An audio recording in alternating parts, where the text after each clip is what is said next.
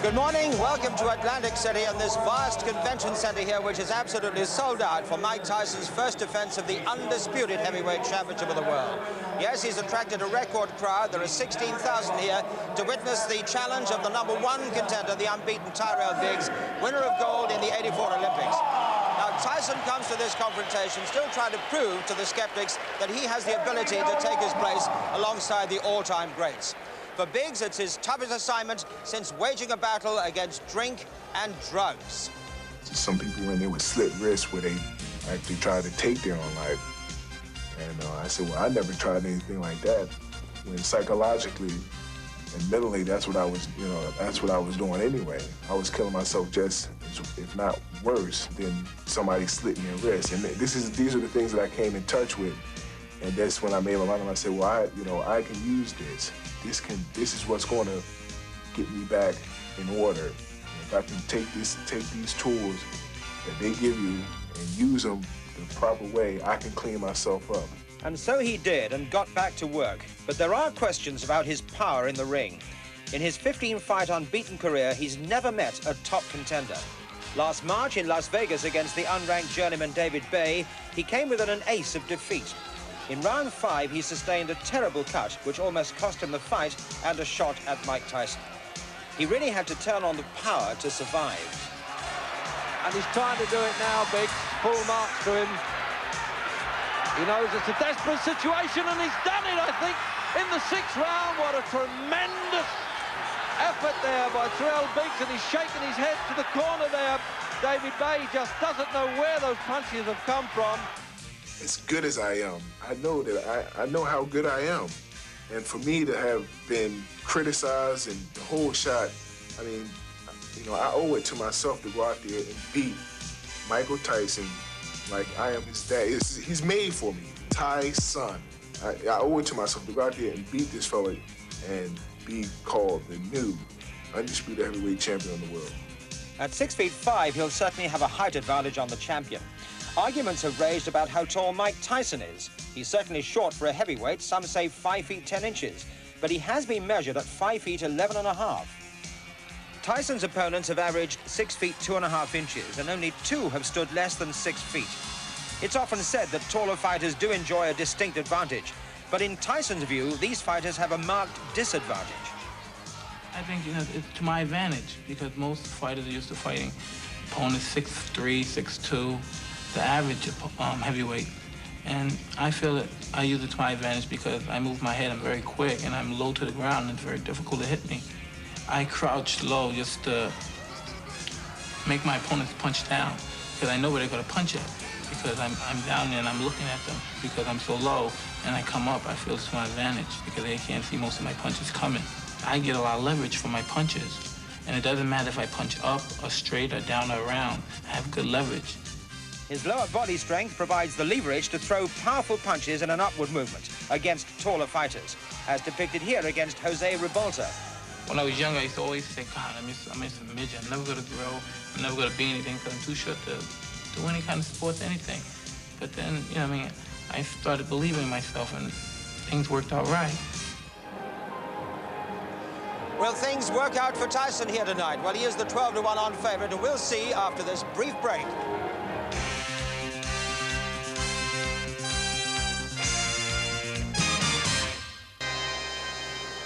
Welcome back to the Trump Plaza Convention Center here in Atlantic City for Mike Tyson's defense of the undisputed heavyweight championship of the world against the #1 contender, Tyrell Biggs. With me, of course, is Jim Watt. Jim, do you think that Tyrell Biggs has got the ability to even stretch Tyson? Well, Tony Tucker showed us that Tyson can be frustrated by a fast-moving opponent, and that is the kind of style Tyrell Biggs has. If Biggs can get through the first 2 rounds when we know Tyson's at his most dangerous, then there's a chance he can maybe have some success surviving, but I don't really think he has a serious chance of defeating Tyson. He's enjoying a 5-inch height advantage. How much difference would that make, do you think? Well, I don't know that it is an advantage, because Tyson has based his style on aggression, keeping close, and we are told that he intends to work to the body a bit more, so I don't think Biggs' height is going to be an advantage. It may be more of a disadvantage. We're looking at Tyrell Biggs in the ring now, and here comes the champion. Kevin Rooney is leading him in. There's the undisputed world heavyweight champion, unbeaten distance, we know. 31 contests, 27 inside the distance, all wins, of course. And do you think we're going to see a rather more mature Tyson this time, Jim? Well, Tyson is still learning, we have to remember. He's only 21 years old. He's been frustrated in 2 out of his last 3 contests. So I think in the gymnasium, he must be thinking about this. He must be working on technique. His technique still leaves a little bit to be desired. And I think we're going to see an improvement every time he goes into the ring. And we'll probably see an improvement tonight. We've been talking to Glenn McCrory, of course, who's been working with him in training, our own Glenn McCrory, from Tyneside. And he was saying that he's been doing a lot of work with body punches. Yeah, well, being Tyson is so much smaller than everybody else. I think the one part of his technique that's been left lacking is body punches. He's been known to lunge at opponents' heads when he becomes a bit frustrated. I think if he works to the body, his punches will land much more clearly, much easier, and would obviously slow opponents down. If he'd slowed Tony Tucker down with body punches, he may have stopped him, but he headhunted far too much in that particular point. It'll be interesting to see whether he gets into that frustration that we've seen him experience, you know, after the first 3 or 4 rounds, if he's not actually getting there. Well, Tyson keeps the same pace going even when he is frustrated. He doesn't allow his work rate to drop, so there is still always the chance he's going to win by knockout. He's such an exciting fellow. We're looking at Tyrell Biggs' record there. It's 15 wins, he's unbeaten, 10 out inside the distance. But has he beaten the kind of opponents that you think gives him a chance? He has not faced the quality that Mike Tyson has faced, no. I can't really give Biggs a serious chance of victory. He's a very talented boxer, a very good amateur. He still has retained some amateur faults, but because of his height, if he manages to get a bit of space between himself and Tyson, he could probably survive for a few rounds. I think that's the best we can hope from him. I don't know whether you want to make any kind of prediction, Jim, because you're rather shy of doing so. Well, it all depends how soon Tyson gets to Biggs. It also depends the tactics Biggs has in mind. If Biggs wants it, he's been saying some arrogant things, but if he squares off to Tyson, he could end up in trouble quickly. Well, Jim, thank you very much indeed. You're going to go down ringside, and let me hand over to ringside and our commentator there, Reg Guthridge. Well, there it is then, with your ringside seat for this big fight, and it's really buzzing here. And here's the rundown. As you can see, age is different and all that kind of thing. And the weight difference, this is the lightest that Mike Tyson has been in 5 title fights. And here's the MC, Michael Buffer. To one of sports and boxing's finest journalist. Would everyone please rise for silence as timekeeper Roosevelt Gilbert tolls the final count of 10 for the late Dick Young. This is a tribute to the New York Post columnist Dick Young, of course, one of the veterans of the fight business, and they're tolling the 10-second bell.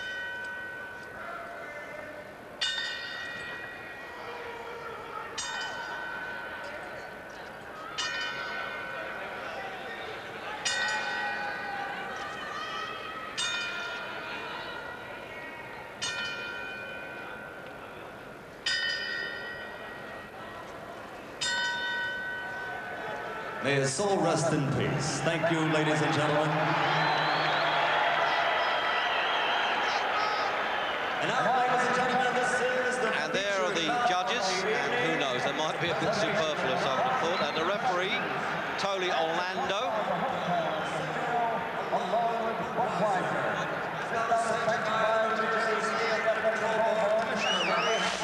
Deputy Commissioners Nicky Ballesteri and Lawrence Wallace. The chairman is Jerry Gormley.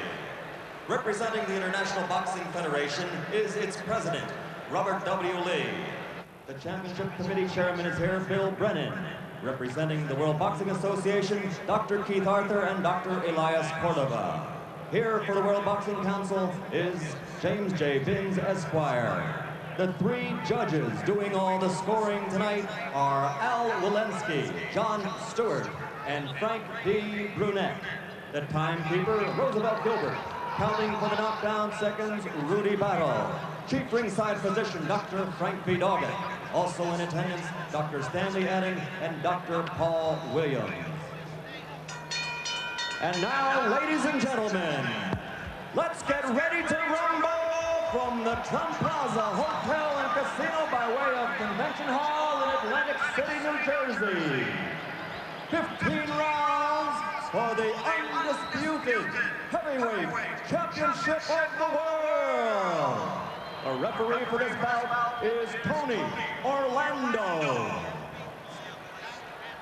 Introducing first, fighting out of the blue corner. He's wearing the white trunks and weighs 228 3/4 pounds. He's from Philadelphia, Pennsylvania.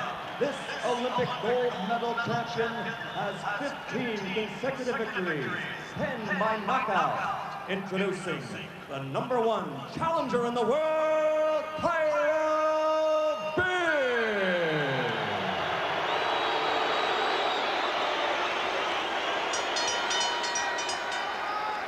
Fighting out of the red corner, wearing the solid black trunks. He weighs 216 pounds. From Catskill, New York. 27 of his 31 unblemished victories are by knockout. Ladies and gentlemen, the undefeated, undisputed, heavyweight champion of the world, Iron Mike Tyson.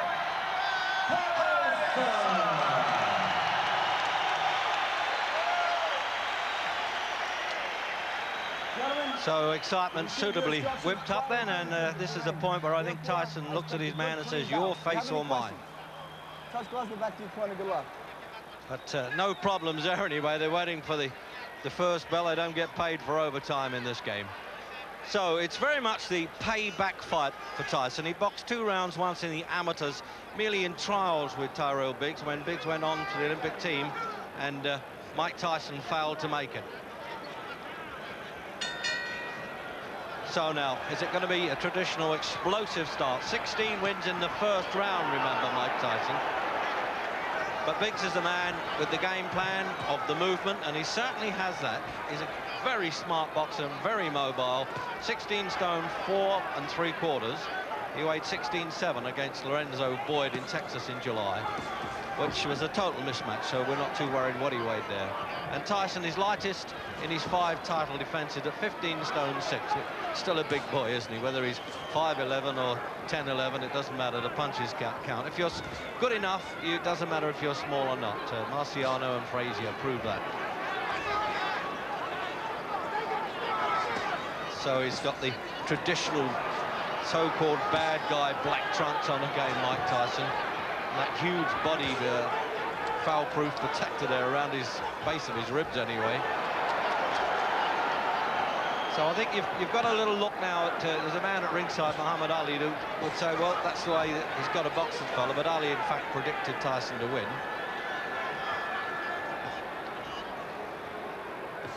So you wonder, Jim, all those years ago with head guards on in the amateurs when they just messed around for 2 rounds in Olympic trials, whether he's got the confidence enough, Biggs, even from that. Well, he started the only way he should start. He's trying to get as much space between Tyson and himself as possible. Already has shown that he has the talent to frustrate Tyson, although Tyson hasn't really been throwing too many yet. Here he comes in now. But Tyson hasn't really been as wild as we've seen him in some of his previous first rounds. Well, there's going to be delay here if he doesn't knock Biggs over, because that bodyproof protector's already come unbuttoned at the back there, Jim. And remember, we had that with Tony Simpson against Marvin Hagler, which was a bit embarrassing. There it is. No, he's not going to. He's going to let it go to the end of the round. It's a shame to do that. Tyson's really firing, isn't he? He's got juiced up for this fight.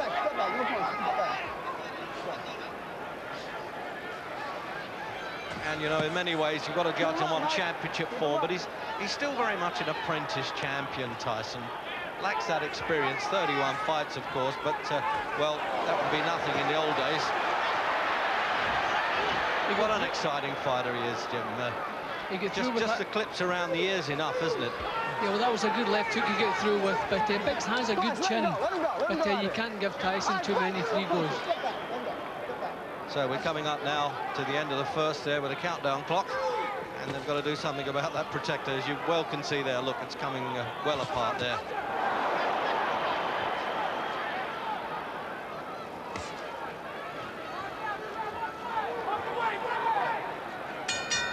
Well, it's always a relief to hear the end of the first round, and a bit of an argument going on as well.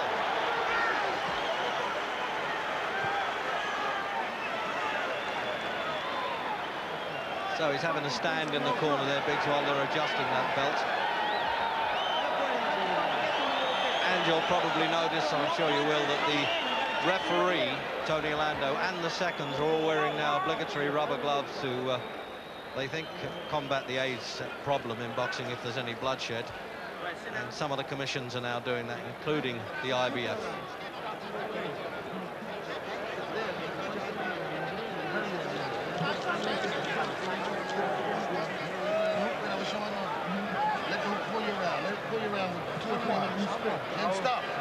Very efficient corner, of course, with Biggs, with Dan Duva, George Benton. They've got a stable of champions.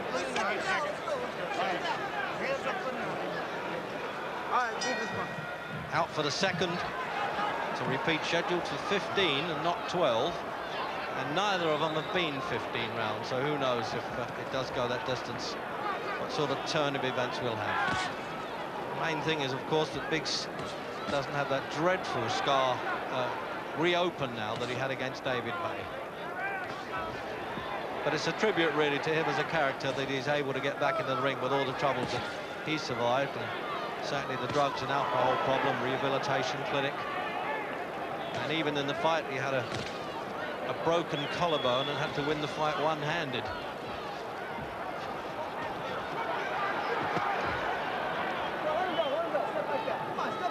It's going to be similar to the Tucker fight for Tyson, isn't it? Now he's got to find his way inside there, Jim. It looks as though he may catch up with him, but it's getting a bit difficult. I think Tucker stood his ground a little bit more than Biggs has done so far, although it's very early. But Biggs is backing off all the time. But he's actually making a good job of it. He's not overawed. His concentration has been good there. That's been a feeling in some of Biggs' earlier performances, lapses of concentration, but I don't think that will happen tonight. Well, that was Biggs' game plan, wasn't it? He said if he can't knock me out, he can't outbox me, that's for sure.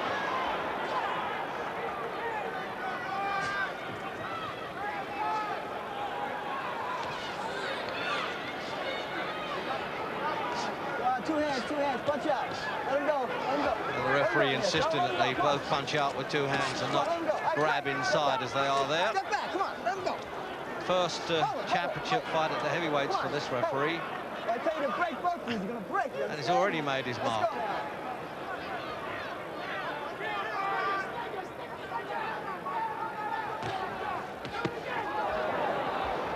Well, as the punch landed around the rear there, Jim, that'll cut down his speed a bit.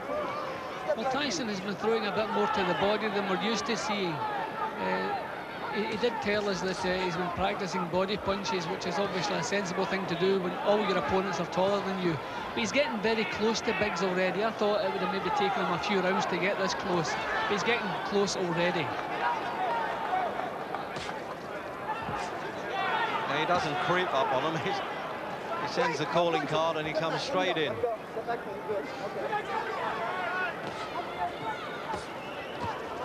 Oh, good left hook there. He took that well, Biggs, but not for long. If he repeats that, he may run out of time in this round. And, of course, if he goes down at the end of the round, the referee would continue counting. But there are no 3 knockdowns in effect for this fight.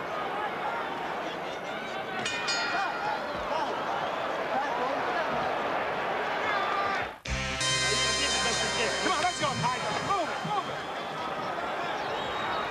Coming up then for round 3. Now, can Tyson repeat that left hook? May even produce a right hand uppercut. How do we know with this fellow? He's got the armory. Big odds-on favourite, of course, in this gambling city of Atlantic City along the famous boardwalk, where, in fact, the first $1 million gate took place in this state, New Jersey, Dempsey and Carpentier.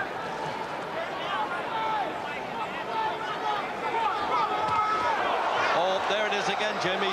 He showed that and it still landed, didn't it? See, Tyson is showing the feint now. He's getting a little bit of rhythm about his work now. He's showing a feint before he throws any punches. He's making Biggs make his move first. It looks as though he solved them out already. He was getting very, very close in the second round, and now he's putting a little bit more thought into his work.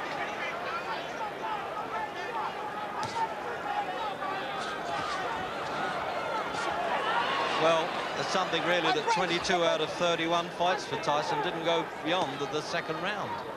So the third round, actually. So we're getting some value for money here anyway, if Biggs can hang in there.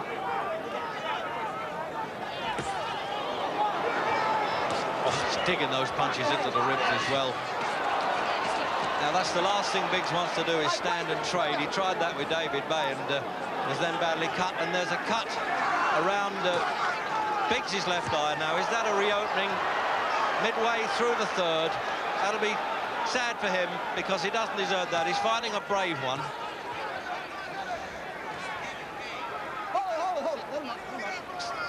Anywhere around there, Jim, must be on or near the original cut, mustn't it, as we remember it? Yeah, it looks the exact same place.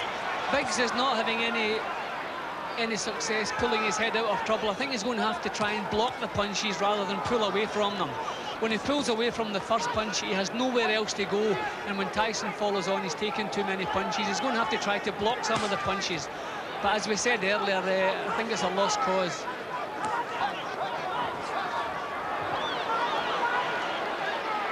See, now he can just afford to have a little bit of a hunter's patience about him now, Tyson. He's started to realise he needs a bit of technique. He's bitten the little bits of criticism that were aimed at him because 2 of his last 3 fights went to the full distance.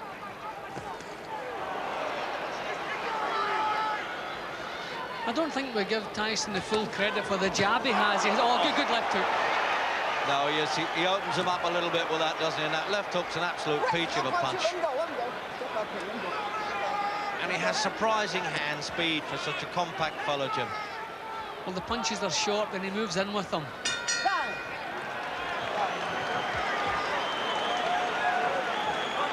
Well, now that corner's really got to work quickly on that. Ace Marotta is the Duvacant cut man. As I say, they're the white gloves they're all wearing, and the doctor from New Jersey Commission is in there. He's allowed to get in at any time, and he will advise the referee. In fact, his word will count according to the rules meeting. There's no disputing that.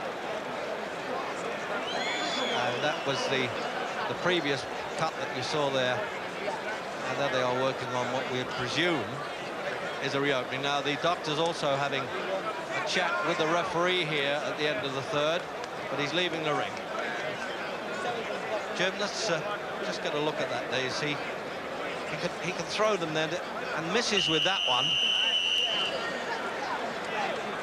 Not one of Tyson's better attacks, but that was a point that you could see the cut around the eye closely. And they're putting what looks like adrenaline cream in there. Into round 4. And let's face it now, it's all downhill battle surely for Tyrell Biggs. It was hard to gain strength in a fight when you're bleeding and trying to wipe the glove away against a man of this strength that comes at you with such will.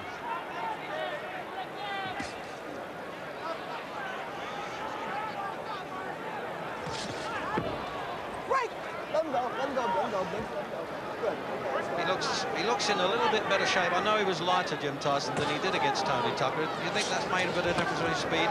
It's possible because he is looking very sharp. I was surprised how soon he got so close to Biggs. But poor Biggs, how do you prepare for a man like Tyson? No sparring partner even comes close to this machine in front of you. It's impossible to prepare for this kind of fight. I think even Biggs must be surprised at the strength and power Tyson has. Well, Tyson employed Glenn McCrory from Durham to try and do his hit-and-run stuff in the gym, and apparently he survived it pretty well.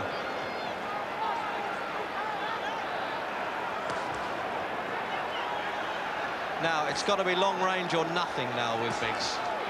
And a good left hook that he turned into an uppercut. Tyson has dropped the pace. He just seems to be looking for one big left hook now. I think he feels that one clean shot will finish this job. Now, is he going to try and do this as he did with David Bay? Pull the fight right out of the fire, turn it around. I would have thought that was not possible to stop Tyson like that.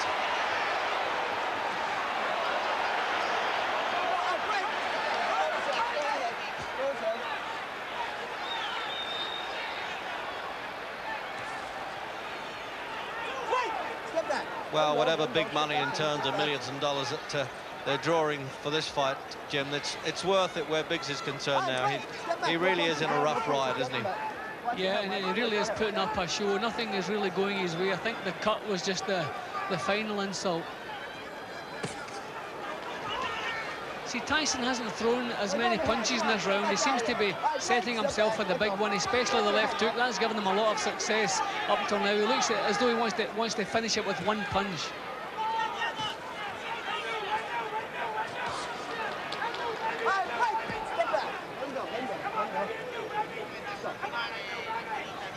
He walks straight in on a straight track there, doesn't he, Tyson? He really hounds his man all the time. Oh, there it is again. The right hand came with that as well. That was a two-punch combination for a change. And he really is a tremendously fast puncher, as we saw when he finished Pinkland Thomas.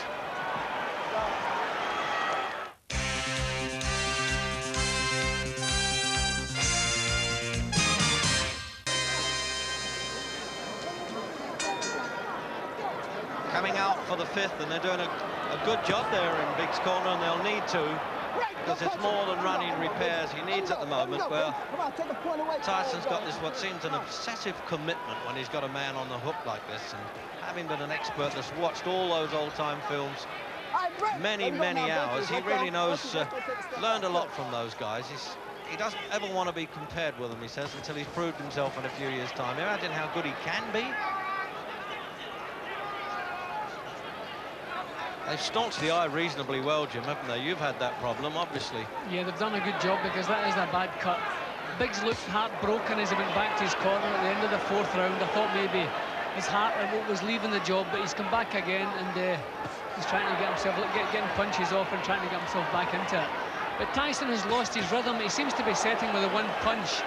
He's not using the same rhythm he was earlier on in the contest. I think even his corner were saying to him, don't throw one punch. Get them out 4s and 5s.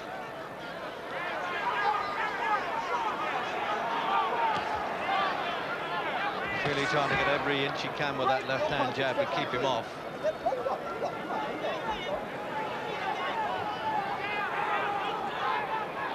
that's the old pea shooter in the tank stuff, isn't it? Biggs leaves his chin so unprotected at times. He still has some of these amateur habits. He's too tall to do that against an opponent, especially like Tyson. But he seems to be hanging his head up there far too often. He has a good chin already, been knocked out long ago. He was knocked out by the Cuban Teofilio Stevenson back in '82. That's the only stoppage on his career, career record as amateur and pro.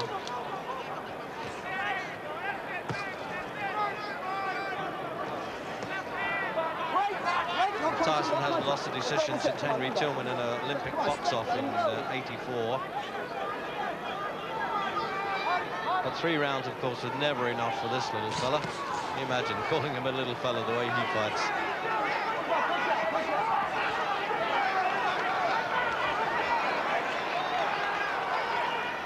Yeah, it doesn't, Jim. That really is not going to last. That it's unzipped like a purse there, didn't it? As he threw that right hand. I think there's blood coming from his mouth as well now, isn't it? Yeah, I think this is going to be the last round. He's looking at the corner as well, as if to say, what do I do now? All the heart in the world, Tyrell Biggs, but as you say, from the Bay fight, he knows now that there's no way he can switch this round and stop this tank coming at him. Oh, referee getting himself tangled up there. And the crowd not liking that with Tyson. He once did that in the amateurs with an African who wouldn't fight him, so he got out the ring, Tyson, and got disqualified. Well, he stalled a bit there. They didn't put any extra time on the round there. That surprised me. It took a long time sitting down there now, Jim. I would have thought that the doctor would be back up there again, and it really did look bad to us towards the end of that round. This guy can't punch, can't do nothing out there.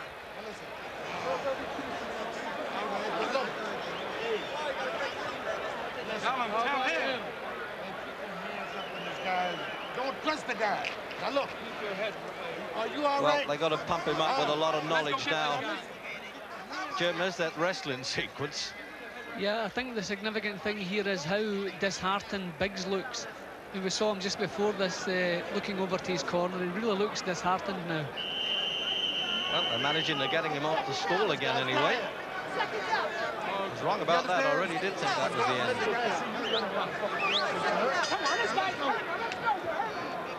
Out for the 6th round. Tyrell Biggs now. Such a handicap, isn't it? Scheduled for 15, and as the great Joe Lewis said, you can run, but you can't hide in the fight ring. Biggs has never been subjected to this kind of pressure before either. You know, there's no way he can cope with it. I would have thought, actually, I would like to think if it had been me in there, my corner would have pulled me out. Yeah, the right hands are getting really punishing as well. What an armory this fella's got. Jim, can we even imagine what he's going to look like in another 2 or 3 years if this keeps up? I wonder if Tyson can improve much more than he has done. I don't know if he's really taken his ability as far as it can go. But, I mean, it's certainly good enough. He doesn't really have to improve. He's far too hot for anything around at the moment.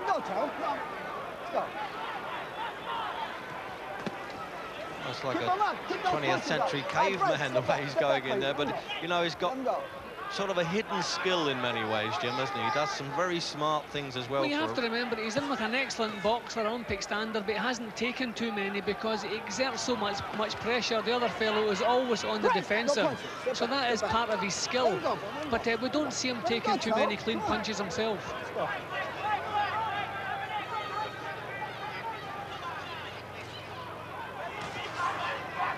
right, break. Let him go. Let him go. Let him go.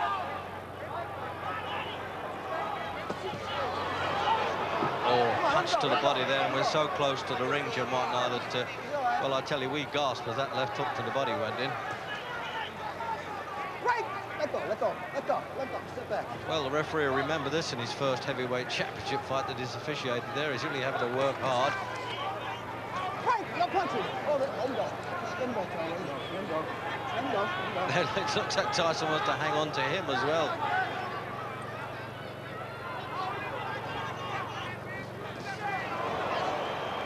Don't punch it, let him out. Let him out, Tyrell. Let him go, come on, Tyrell. Let him go and take a point away now. Get back. I don't think Biggs has anything else to offer. I think if he survives this round, his corner should pull him out of there. Yeah, I don't think he's going to. I said that in the 5th, mind you, because of the cut eye. Well, surprisingly enough, it stood up to it a bit here, the eye. They've worked hard on it, but the coagulates have hardened a lot. So it won't be for that reason, Jim. No, I mean, if Biggs was in the fight here, if he had a hope of winning, then leave him in there. But he has absolutely no chance. We're only finding out how much courage he has, how long he can survive. His corner must pull him out of there.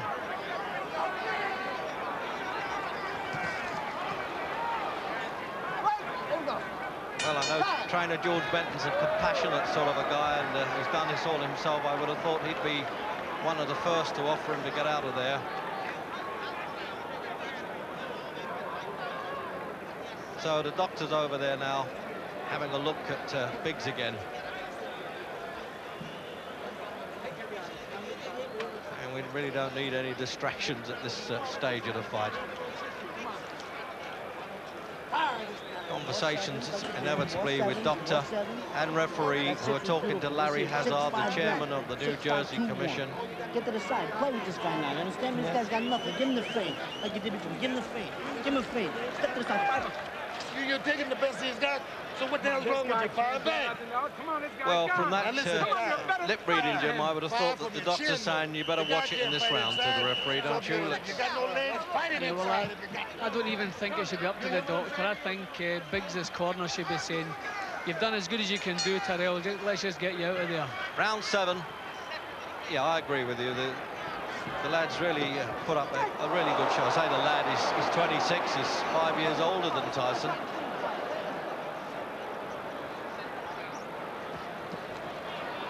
I don't think we're in any doubt who the better man is, and if that's what sport's supposed to be about, then we've found out what we wanted to find out. Tyson is just far too hot for him. The thing with Tyson, he holds that good position, and then he's so fast with some of the punches that, well, it catches the people by surprise, including the intended target.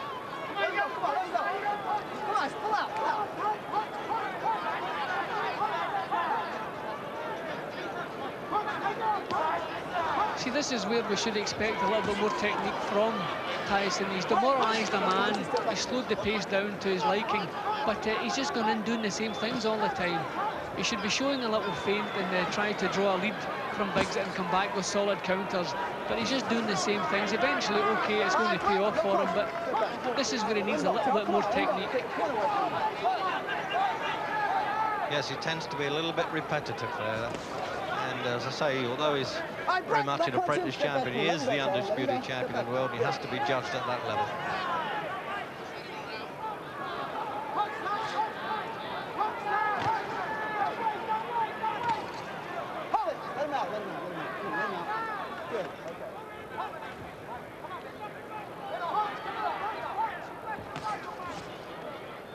Break. Let's step back. Let him go, Tyrell. Let him go. Again, Jim, that cut-eye is really not leaking as much. It's amazing, really. They've done a very good job on the eye. Because straight from the start of the injury, it was a bad one.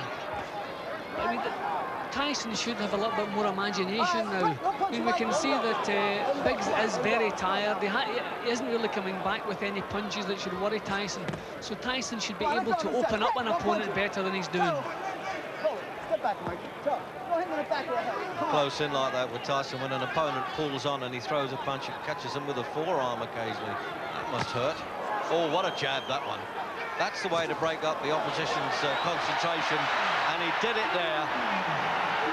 And as he hit him with that punch, I think his eyes went into separate orbits there. Right in his own corner. Is he going to make an effort to get up? He's got to 8, and he's allowing it to go on, the referee. How long? He won't let him off the hook now, so come on, referee, you can dive in when you like now. And he's waved it all over, that's it. Glad to see that in the 7th. Tyrell Biggs was as brave as you could ever expect a challenger to be, but he was totally outpunched, and let's face it, from a fighting point of view, he was outclassed as well at the finish. Jim? Well, as soon as Tyson gets his chance, it's all over. He never lets anybody off the hook. I would like to have seen Biggs being pulled out of there. He'd done his best. There's no way he could ever win this contest, but his corner kept sending him up.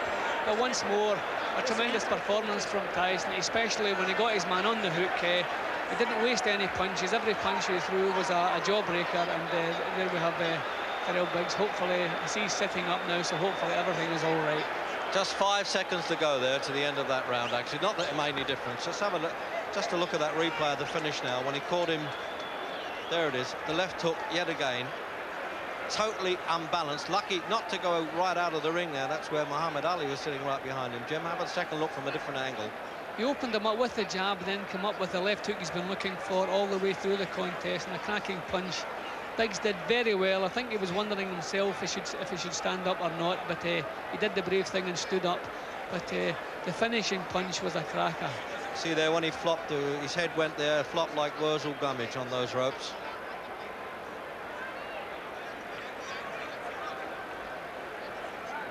See, we're seeing it from all angles, and when Tyrell Biggs sees this in the replay, I think he'll say, is that really what happened to me? And that was the actual finish. Here's the finish again, Jim. Yeah, well, it was all over the place. It was just a case of the first clean punch that they threw, and there it was. It wasn't even one of his best, but by that time, Biggs's resistance to the punches had gone, and over he went. Yeah, and the overhead camera again, then we've got, and he's trying to claim a little bit there, anything to get out of trouble. As you say, half a punch by Tyson standards, and the referee was in, and he should have been in a little bit earlier for me, but nonetheless, he was there.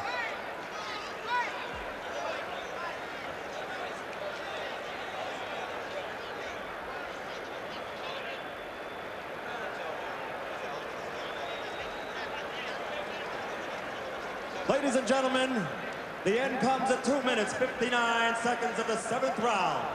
The winner, still the undefeated, undisputed heavyweight champion of the world, Tyson!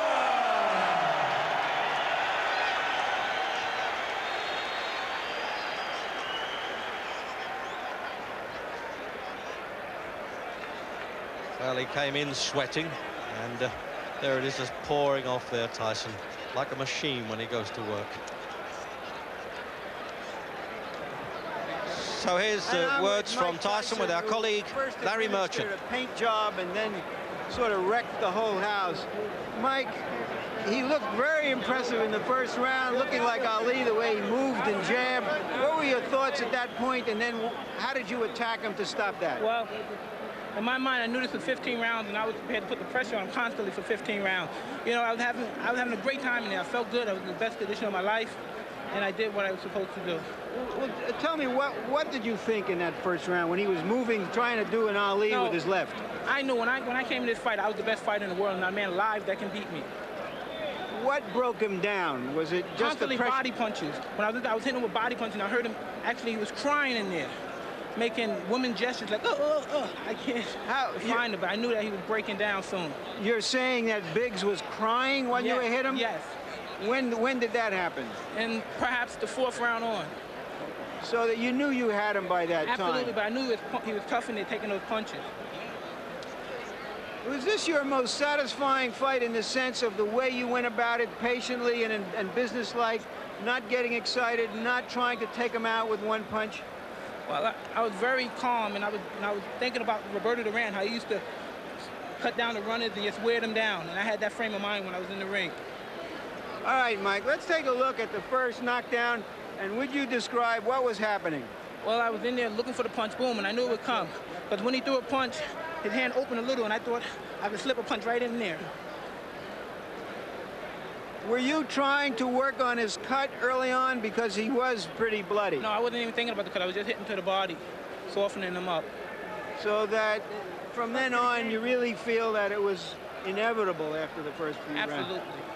All right, Mike, we hear now that you're going to fight Larry Holmes next. Why Larry Holmes? Well, I don't have any say-so in the matter. I'll just a fighter, and I'll defend my title against any man in the world. If I was you, I'd talk to Jim Jacobs about that. Do you want to fight Larry Holmes? I'll fight any man in the world because I believe there's no one in this planet that can beat me. Okay, then let me ask Jimmy Jacobs, the co-manager, Mike, why do you want to fight Larry Holmes next? Well, the reason is that I would say that 90% of the world thought that Larry Holmes beat Michael Spinks the last time they fought. In fact, Larry, of 46 newspaper men polled after the fight, 42 men of the 46 voted for Larry Holmes in the last fight with Michael Spinks. Larry is sitting at home feeling that he's the champion, and that's the reason we're going to fight him. But he did lose his last 2 fights. He hasn't fought in a good long while. A lot of people are saying, what is this, some kind of an antique show? Or is this in the best or worst traditions of boxing, fighting these kinds of fights? I don't think it's either in the worst or best traditions of boxing. Boxing history is replete with 27 heavyweight champions attempting to regain the title. However, the champion we're talking about, Larry Holmes, was defeated by a split decision in his last fight against Michael Spinks, where everyone, even you, Larry, everyone, including you, thought that Larry Holmes won the fight. Okay, then what about Michael Spinks? That is the most attractive fight out there, according to everyone, and you can jump in here too, Bill Caton. What about Michael Spinks, and why aren't you going to take him on next, or right after next, or whenever? Whenever we're ready to, we make our plans for that. We haven't made our plans to take on Michael Spinks because a fight with Michael Spinks, which is a pay-per-view, closed-circuit fight, takes a minimum of 5 months, during which time Mike would not fight. Mike wants to fight more frequently. So you're saying now you will fight Michael Spinks eventually? I would say this, that Michael Spinks is definitely in our future. Definitely in our future, but not in our immediate future. Let me put it this way. So 2 very happy men there, Jim Jacobs and Bill Caton, the co-managers of Mike Tyson. It seems a little churlish to say that you're disappointed with the performance.